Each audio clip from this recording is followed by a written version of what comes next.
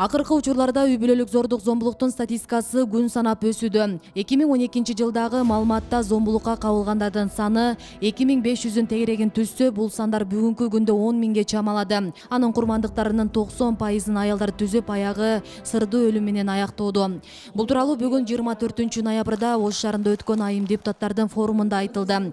Иш-чарага Жогорку Кеңештин, Ош облусундагы айылдык жана шаардык кеңештин депутаттары катышып, үй бүлөлүк зомбулуктан сактоо жана коргоо маселелери боюнча айрым мыйзам актыларына өзгөртүүлөрдү киргизүү жөнүндөгү мыйзам долбоору талкууланды. Жана Баткендеги кызды зордукка өлтүрүлгөнү, Жалал Абадтагы 19 жаштагы кызды зордукка өлтүрүлгөнү. Демек азыр жөн эле уруп койгон жок эркектер. Үй бүлөдө жөн эле мындай уруп, үйдөн кууп чыгарып коюп, же мындай психологический травма жасаган жок да. Уже акыркы зомбулуктун, кылмыштын эң жогорку түрүнө жетип атабыз да.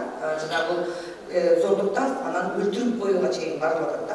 Айрым учурда зордук зомбулук жасагандар тосмо арыздын негизинде кылмыш жоопкерчилигинен кутулуп кетишет. Ошондуктан буга чейин Жогорку Кеңештин айым депутаттары арызды кайтарып алуу менен кылмышты жабып салууга болбой тургандыгы жөнүндө мыйзамга толуктоо киргизүүнү сунуштап, ал коомдук талкууга коюлган. Ар бир зомбулук кылган зөөкүр өз жазасын алыш керек да.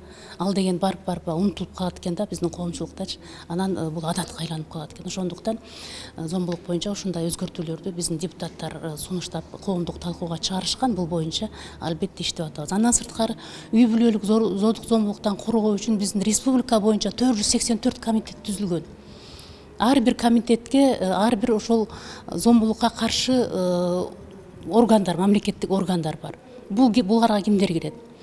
Ички иштер министрлиги, саламаттыкты сактоо, социалдык жактан өнүктүрүү министрлиги, прокуратура, адилет министрлиги, андан сырткары омбудсмендер жана аксакалдар, соттор кирет. Булар комплекстүү иш алып барыш керек.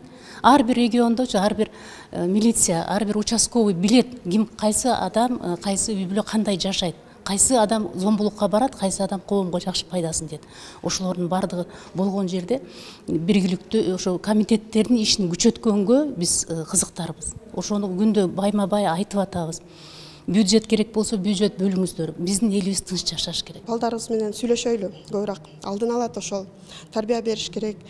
Балдарыбызга китеп окушубуз керек, жакшы жомокторду айтышыбыз керек. Балдардын жаштайынан биз психологиясына кабыл болот го. Ошого биз ар бирибиз буга күч кошушубуз керек да, салым кошушубуз керек. Жалпы эле мамлекеттен күтүп эле отурбай, өзүбүздүн кошунаң болобу, тууганың болобу, балдар кароосуз калып кеткенден улам бир баалуулуктарды жоготабыз. Биздин өлкө ушундай жагдайга кетти да, ошону алдын алуу иштерине алып барышыбыз керек. Ал эми бүгүнкү форумда жергиликтүү депутаттар тарабынан мыйзамга кошумча кыздарды 18ден эмес 21 жаштан турмушка узатууну, мектептен кийинки кесиптик билим алуусу жана медициналык кароодон өтүүсү жөнүндө толуктоолор сунушталды.